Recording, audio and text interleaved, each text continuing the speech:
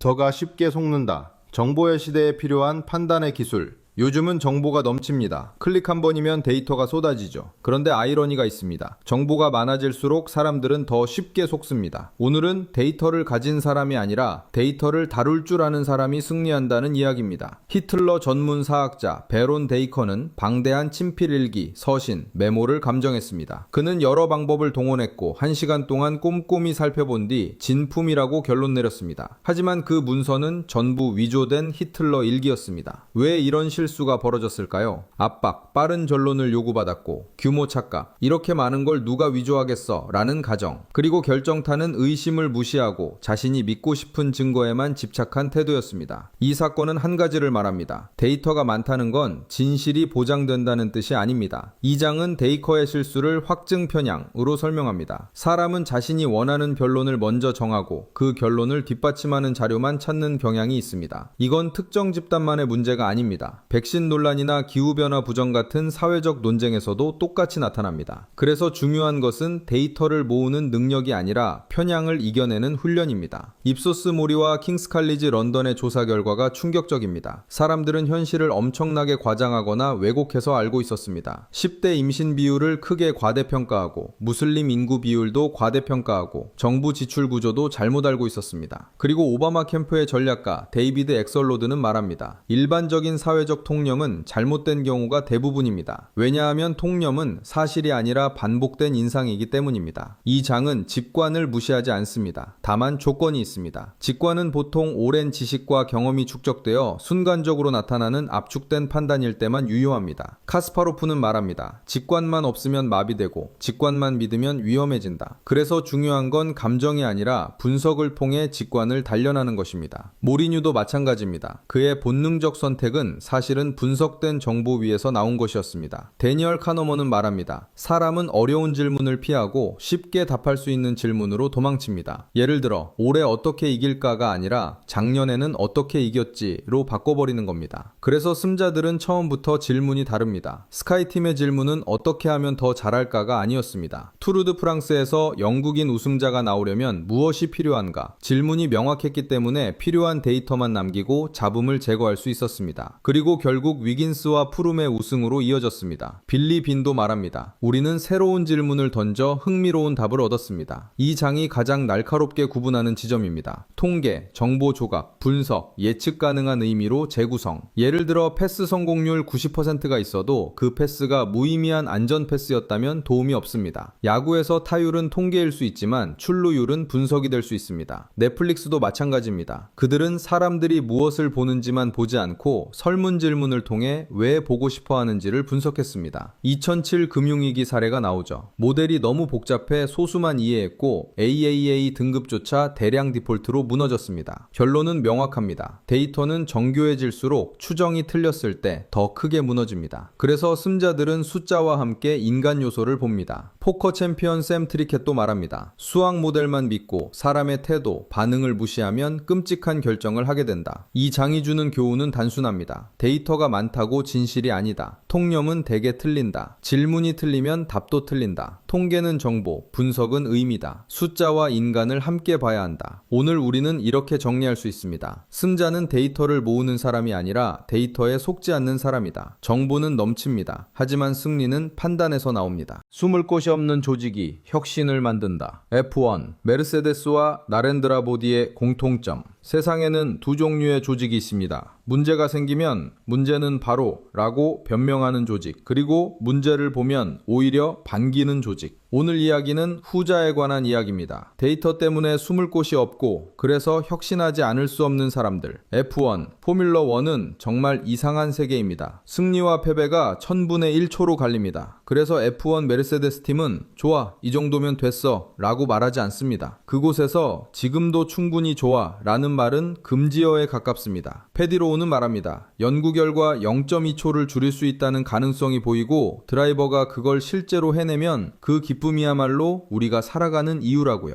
메르세데스 팀의 가장 인상적인 대목은 여기입니다. 예전에는 드라이버가 차가 뭔가 이상해요 라고 말해도 그 말을 증명하거나 반박하기가 어려웠습니다. 하지만 이제는 불가능합니다. 처음에는 데이터 경로가 8개였는데 지금은 16,000개의 경로, 그리고 거기서 5만 개 경로가 파생됩니다. 즉 절대로 숨을 곳이 없습니다. 이 문화가 만들어내는 결과는 놀랍습니다. 데이터가 많을수록 사람들은 보통 선입견을 강화하는 데 쓰기 쉬운데 F1에서는 오히려 반대로 갑니다. 데이터가 풍부하니까 변명할 수 없고 부족함을 감출 수 없고 주관적 의견으로 성능을 옹호할 수도 없습니다. 그래서 모든 사람이 매 순간 묻습니다. 최고 성능으로 가려면 지금 뭘 바꿔야 하지? 페디로우는 말합니다. 다른 팀의 아이디어를 그대로 가져와도 그냥 쓸 수 없다고요. 차가 다르기 때문에 우리 차에 맞추는 방법을 다시 찾아야 합니다. 그래서 이 세계에서 혁신은 선택이 아니라 생존입니다. 혁신적이지 않으면 안 되기 때문입니다. 새 부품을 설계해 나흘 후 레이스에 씁니다. 그리고 그 속도는 다른 산업과 비교하면 광년 차이라고까지 표현합니다. 여기서 핵심 문장이 하나 나옵니다. 포뮬러1은 문제를 환영하는 스포츠입니다. 문제를 피하지 않고 해결하는 것이 우리의 임무이니까요. 이 말이 왜 중요한가요? 대부분의 조직은 문제가 생기면 환경 탓을 합니다. 정당은 순조롭게 진행된다고 자기 암시를 하고, 기업은 경제 상황상 당연하다고 위로합니다. 하지만 F1은 반대입니다. 문제가 생기면 그건 회피해야 할 흠이 아니라 바로 해결해야 할 과제입니다. 맥라렌의 론 데니스가 말한 대목도 날카롭습니다. 한번 잘못하면 하룻밤 만에 영웅에서 무명으로 전락할 수 있다. 그리고 이런 말이 나오죠. 영웅과 무명의 차이는 1%에 불과합니다. 이게 데이터 문화가 강한 이유입니다. 1%를 우습게 보는 순간 바로 순위표에서 사라집니다. 이 장은 갑자기 인도 총리 나렌드라 모디로 넘어갑니다. 겉으로 보면 F1과 전혀 다른 세계인데 공통점이 있습니다. 데이터와 혁신을 정치에 적용했다는 점입니다. 모디의 메시지는 의외로 단순했습니다. 경제 발전, 인플레이션 통제, 일자리, 부패 해결, 좋은 정부, 여성 안전. 그런데 승리를 만든 것은 말의 복잡함이 아니라 실행 방식의 혁신이었습니다. 모디 캠페인의 가장 극적인 혁신은 3D 홀로그램 유세였습니다. 한 지역에서 연설하면 다른 지역 군중에게 실물 같은 모습으로 보여줍니다. 그렇게 1억 명에게 직접 다가가는 효과를 노렸습니다. 특히 2014년 4월 26일 모디는 실제로는 128명 앞에서 연설했지만 홀로그램 덕분에 150만 명 앞에서 연설한 것 같은 효과를 냈습니다. 핵심은 기술 자랑이 아닙니다. 더 많은 사람이 보고 듣게 하고 미디어의 주목을 끌고 그 자리로 모인 사람들이 누구인지 무엇에 관심이 있는지 확인해 다음 메시지를 더 정확히 조정하는 겁니다. 혁신은 결국 데이터로 되돌아옵니다. 오늘 이야기의 결론은 이것입니다. 혁신은 천재의 번뜩임이 아니라 숨을 곳이 없는 문화에서 나온다. F1은 데이터 때문에 숨을 곳이 없고 그래서 매일 개선합니다. 모디는 접촉을 확장하면서 데이터를 얻고 그 데이터를 바탕으로 메시지를 조정하며 모멘텀을 만들었습니다. 우리에게 남는 질문은 이것입니다. 나는 데이터를 변명에 쓰고 있는가? 아니면 데이터를 개선에 쓰고 있는가? 숨을 곳이 없을 때 사람은 변명하지 못하고 혁신합니다. 사람을 만드는 건 재능만이 아니다. 승자를 만드는 문화의 힘. 우리는 승자를 떠올릴 때 개인의 재능부터 생각합니다. 하지만 이 장은 질문을 바꿉니다. 승자를 만드는 건 개인인가, 문화인가? 결론은 이겁니다. 승자는 개인의 노력으로 만들어지지만 그 노력이 자라나는 문화가 분명히 존재한다. 호주 풋볼은 럭비와 축구가 섞인 호주만의 국민 스포츠로 시작됩니다. 그 스포츠가 요구하는 자질은 분명합니다. 엄청난 체력, 회복력, 팀십, 두려움 없는 몸싸움. 이 장은 호주 풋볼이 호주 문화의 축소판처럼 보인다고 말합니다. 호주의 크리켓 영웅 셰인 원은 호주인의 특징을 3가지로 정리합니다. 절대로 포기하지 않는 마음, 위태로운 상황을 즐기는 태도, 실패를 두려워하지 않는 자세. 특히 실패를 두려워하지 않음이 가장 두드러진다고 말합니다. 확신이 없어도 도전한다. 최악이 얼마나 최악이겠느냐. 이 태도는 성취의 세계에서는 엄청난 차이를 만듭니다. 사이클 선수 마이클 로저스가 더 이상 실패를 두려워하지 않기로 관점을 바꾼 뒤 우승할 수 있었다는 이야기가 나옵니다. 셰인 원은 여기서 아주 핵심적인 말을 합니다. 실패를 두려워하지 않으면 더 적극적으로 도전하고 더 높은 곳을 갈구하게 도주하게 된다고요.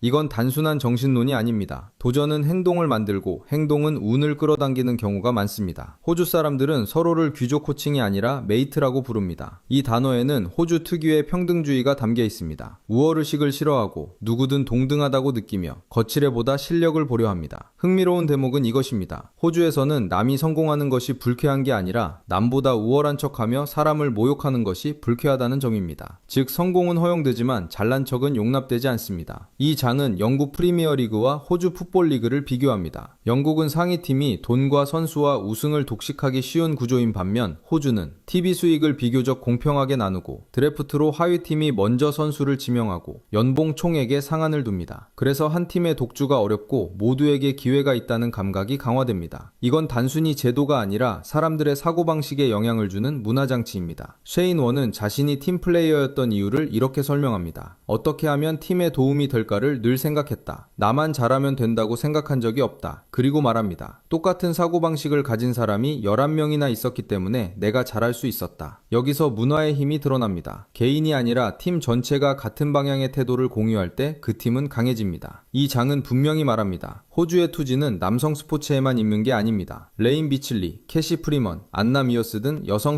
스포츠인들에게도 똑같이 나타난다고요. 그리고 용기에 대한 만델라의 정의를 가져옵니다. 용감한 사람은 두려움을 느끼지 않는 사람이 아니라 두려움을 정복하는 사람이다. 이 장의 메시지는 선명합니다. 승리는 개인의 열심만으로 생기지 않습니다. 실패를 덜 두려워하는 분위기, 서로를 메이트로 부르는 평등감, 팀을 먼저 두는 습관, 구조가 뒷받침하는 공정한 기회, 이런 문화가 개인의 재능과 노력에 날개를 달아줍니다. 오늘 우리에게 남는 질문은 이것입니다. 내가 속한 가정과 교회와 조직은 사람을 살리는 문화인가? 사람을 주저앉히는 문화인가? 승자는 혼자 만들어지지 않습니다. 승자를 키우는 문화가 먼저입니다. 위기는 대부분 문제일 뿐이다. 누구에게나 위기는 찾아오지만 모두가 무너지진 않는다. 신문을 보면 늘 위기입니다. 정부 위기, 경제 위기, 산업 위기, 심지어 비아그라 위기까지. 그런데 이 장은 아주 중요한 구분을 요구합니다. 문제와 위기는 다르다. 문제는 자주 오지만 진짜 위기는 생각보다 드뭅니다. 신노동당 집권기에는 정부와 위기라는 단어가 헤드라인에 수백 번 등장했습니다. 하지만 저자는 말합니다. 대부분은 위기가 아니라 미디어가 위기로 느끼는 일, 내부자만 재앙처럼 느끼는 일에 가까웠다고요. 즉 우리가 먼저 해야 할 일은 이것입니다. 이게 진짜 위기인가? 아니면 큰 소음인가? 빌 클린턴의 루인스키 사건이 이 장의 대표 사례입니다. 개인적 문제였지만 잘못된 결정과 대응 때문에 대통령 자리까지 흔들리는 국가적 사건으로 확장되었습니다. 위기의 핵심은 여기입니다. 문제가 생기는 건 자연스럽지만 잘못된 결정이 위기를 만든다는 것. 이 장은 위기관리의 흐름을 단계적으로 제시합니다. 1번, 평상심과 집중력을 잃지 마라. 클린턴은 스캔들이 폭발하기 직전에도 국가 안보 이슈에 집중했습니다. 내가 통제할 수 있는 일에만 집중한다는 방식이었습니다. 두 번째, 자신에게 솔직해져야 한다. 머독 제국처럼 문제가 없다, 저절로 사라질 거지라고 버티면 외부 조사가 들어오고 더 큰 위기로 번집니다. 반대로 NYT는 즉시 조사하고 공개했습니다. 세 번째, 남들에게도 솔직하게 대하라. 진실은 결국 드러납니다. 조금씩 찔끔 공개하면 고통만 길어지고 광란이 커집니다. 4번, 필요하다면 신속하게 변화하라. 나토의 코소보 개입에서는 커뮤니케이션이 분열되자 24시간 중앙집중식 시스템을 새로 만들어 메시지를 통일했습니다. 5번, 앞에 나설 용기가 필요하다. BP 사건에서 사람의 얼굴이 없었던 것이 문제였습니다. 반대로 위기에서 리더가 앞으로 나서면 그 자체가 진정 효과를 냅니다. 6번, 전방위적으로 대처하라. 위기는 한 문제로 끝나지 않습니다. 유가 시위가 사재기 공포로 번지고 구제역은 관광 붕괴로 번지는 시기입니다. 영국 항공의 히드로 T5 개통은 전 세계가 지켜보는 행사였습니다. 그런데 새벽에 IT 문제가 터집니다. 비밀번호 정렬 문제로 접속이 막혀 1시간을 날리고 더 치명적인 패치가 제거되지 않아 수화물 시스템이 꼬이며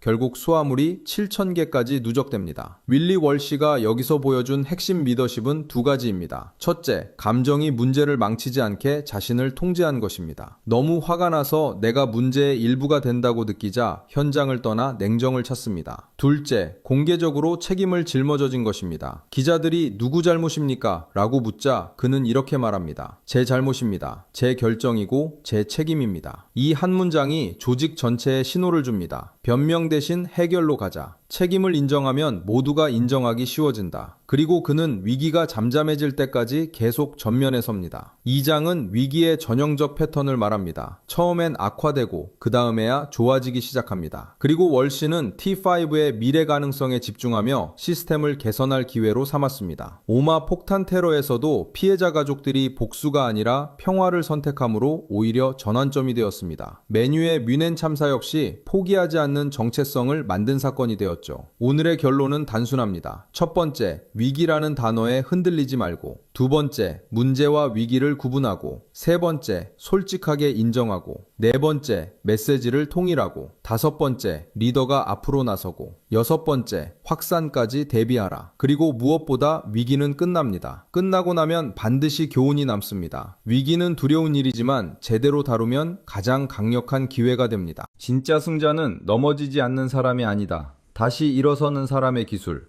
넬슨 만델라는 이렇게 말했습니다. 저를 판단할 때 제 성공으로 평가하지 마시고 얼마나 많이 쓰러졌다가 다시 일어섰는지로 평가해 주세요. 2장의 결론도 똑같습니다. 승자는 실패하지 않는 사람이 아니라 실패에 지지 않는 사람입니다. 저자는 세계 지도자들을 많이 만났지만 만델라는 만날 때마다 가슴이 뛰고 집중하게 만드는 존재였다고 말합니다. 만델라의 위대함은 시련을 피한 데 있지 않습니다. 재판을 자기 생각을 퍼뜨리는 플랫폼으로 썼고, 감옥의 시간을 동료들과 대화하며 조직을 세우는 기회로 바꿨고, 국가 폭력의 참혹함조차 폭력 투쟁에서 벗어나는 계기로 삼았습니다. 그리고 그가 남긴 한 문장이 있습니다. 가슴에 원통함이 있으면 결코 자유로워질 수 없다. 회복력은 단순한 인내가 아닙니다. 원망을 내려놓는 기술입니다. 1998년 월드컵, 베컴은 한순간의 실수로 퇴장당하고 국민적 비난의 표적이 됩니다. 그때 전환점이 된 장면이 있습니다. 맨유의 라이벌팀 아스널 주장 토니 아담스가 베컴을 안아주며 말합니다. 누구나 실수를 해. 실수에 지지 마. 넌 더 강해지고 더 훌륭해질 수 있어. 회복력은 혼자서만 생기지 않습니다. 누군가의 포옹, 누군가의 말 한마디가 사람을 다시 세웁니다. 저자는 주머니에 늘 약자들을 적어 다녔고, 그중 하나가 GGOOB라고 말합니다. Get good out of bad. 나쁜 일에서 좋은 것을 끌어내라. 이건 정신승리가 아닙니다. 현실에서 살아남는 기술입니다. 뉴욕 양키스 감독 조 토리는 폭력적인 가정에서 자랐다고 고백합니다. 그 상처는 그를 무너뜨리기도 했지만 동시에 선수들의 압박과 감정을 이해하는 자원이 되었습니다. 그리고 그는 말합니다. 절대로 포기하지 않는 선수를 이기기는 힘들다. 회복력은 결과적으로 성품이 되고 리더십이 됩니다. 톰 브레디는 드래프트 200명 중 199위였습니다. 그는 아무도 나를 원하지 않는 것 같다는 느낌이 자신을 움직였다고 말합니다. 재능이 압도적이라서가 아니라 끝까지 증명하려는 의지가 그를 밀어올렸습니다. 아데 피타는 말합니다. 제 삶의 그 어떤 일도 역경이라고 생각하지 않습니다. 그리고 또 말합니다. 장애는 마음속에 존재한다. 타니 그레이 톰슨도 동정의 시선을 거부합니다. 휠체어는 불행이 아니라 자신의 삶을 가능하게 한 달이었다고 말합니다. 이들은 공통적으로 자기 이야기를 비극의 서사로 두지 않습니다. 삶의 조건을 받아들이되 정체성으로 굳히지 않는 것. 그게 회복력입니다. 가장 강렬한 이야기는 세계 서핑 챔피언 네인 비칠리입니다. 그녀는 입양 사실을 알게 된 뒤 무엇이든 세계 최고가 되겠다고 결심합니다. 그리고 우울증, 자기 혐오, 알코올, 자살 충동까지 수많은 시련을 겪습니다. 그녀의 일기에는 도망치고 싶다, 무섭다, 지쳤다는 고백과 함께 마지막에 이런 결론이 나옵니다. 나는 내 감정을 선택할 수 있다. 모든 실수는 배움의 기회다. 이제 서핑으로 돌아가자. 그리고 33세에 복귀해 다시 세계 챔피언이 됩니다. 무엇보다 중요한 변화는 이것이었습니다. 7번째 우승에서 처음으로 진정한 기쁨을 만끽했다. 즉 그녀는 생존 모드로 이기는 법을 배웠고 나중에는 즐기면서 이기는 법을 배웠습니다. 2장이 말하는 회복력은 정신력이 강해서 참고 버티는 것이 아닙니다. 시련을 의미로 바꾸고 실수를 교훈으로 바꾸고 원망을 내려놓고 다시 선택하는 능력입니다. 오늘 우리가 기억할 한 문장으로 마치겠습니다. 진짜 승자는 넘어지지 않는 사람이 아니라 다시 일어서는 사람이다. 당신의 실패가 당신을 정의하지 못합니다. 당신이 다시 일어서는 방식이 당신을 정의합니다. 혁신은 천재의 일이 아니다. 1%씩 바꾸면 판이 바뀐다.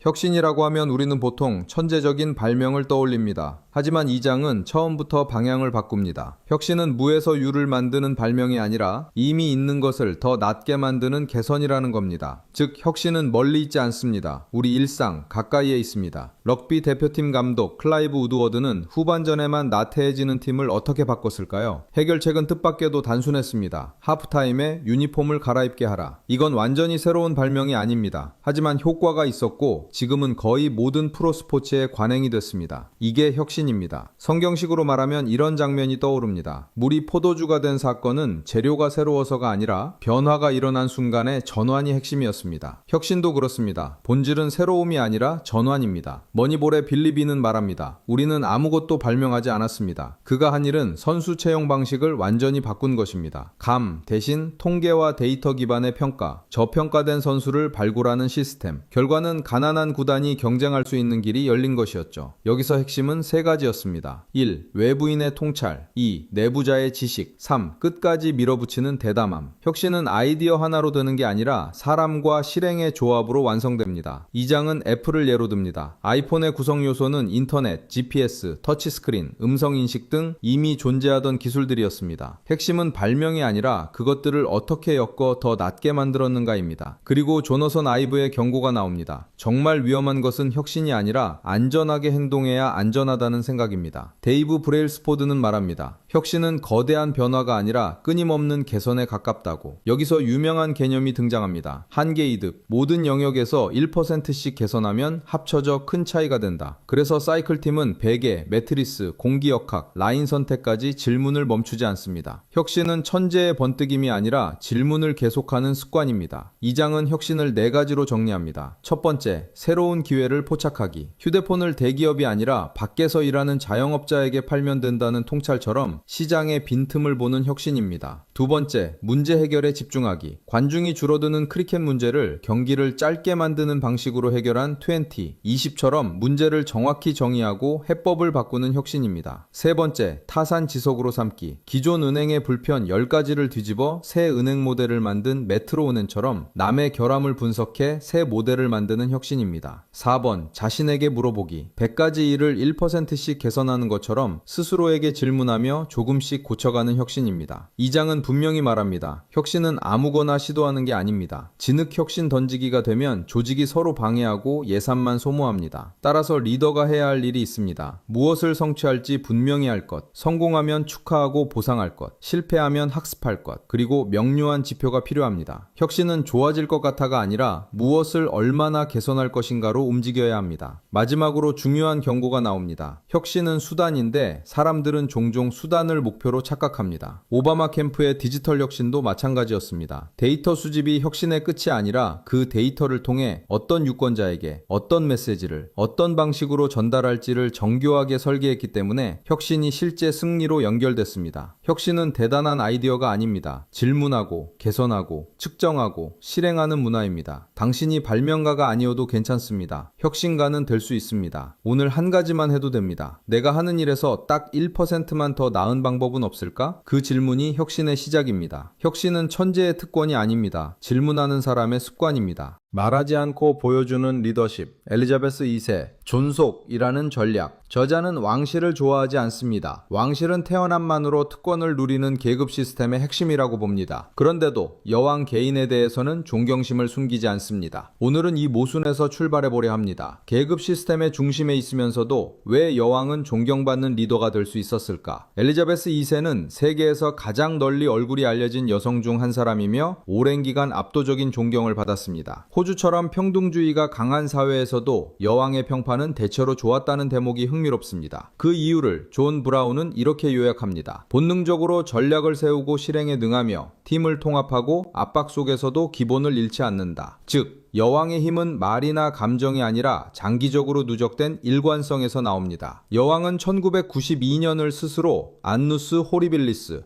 끔찍한 해라고 불렀습니다. 그해 왕실에는 연속 재앙이 터졌습니다. 다이애나 전기 출간으로 사생활 폭풍, 자녀들의 이혼과 별거, 윈저성 화재, 그리고 복구 비용을 국민이 부담한다는 발표에 폭발한 여론. 이때 왕실은 결단합니다. 보조금을 쓰고 나머지는 윈저성과 버킹엄 궁전을 유료 개방에 충당합니다. 보수층 반대가 컸지만 이 결정은 우리는 바뀔 수 있다는 신호였습니다. 1983년 데이비드 에어리의 임명 이후 왕실은 내부적으로 구조를 바꾸기 시작합니다. 방대한 보고서, 현대적 경영구조, 외부 인재 채용, 재정을 정부 의존만으로 두지 않기, 그리고 두 조직이 만들어집니다. 실무적 운영을 위한 위원회, 가족그룹. 여기서 핵심은 이것입니다. 여왕은 전략이라는 단어를 좋아하지 않았지만 장기적 비전은 확실했다는 말입니다. 정치는 선거 주기에 묶여있지만 여왕은 시간을 길게 볼 수 있었고 그게 왕실 변화에 결정적으로 작용했습니다. 1997년 다이애나 사망은 왕실이 주도권을 잃고 대중의 분노가 폭발한 진짜 위기였습니다. 여왕은 원칙적으로 즉각 반응을 싫어했고 손자들을 위로하기 위해 별장에 머물며 국기반기 개양도 반대했습니다. 하지만 분노가 커지자 측근 조언을 받아들여 런던으로 돌아오고 국기를 반기로 개양합니다. 이 대목이 중요합니다. 여왕의 강점은 흔들림 없이 제자리를 지키는 것이었지만 대중의 감정이 폭발할 때는 그 강점이 약점이 되기도 했습니다. 그래서 진짜 리더십은 원칙 고수와 필요한 변화 사이에서 결정할 줄 아는 능력이라는 사실이 드러납니다. 왕실 내부 인물은 표범의 문장을 떠올렸다고 합니다. 모든 것이 다 바뀌어야 모든 것이 다 그대로일 수 있다. 왕실은 이후 점진적 변화를 가속합니다. 세금 납부, 궁전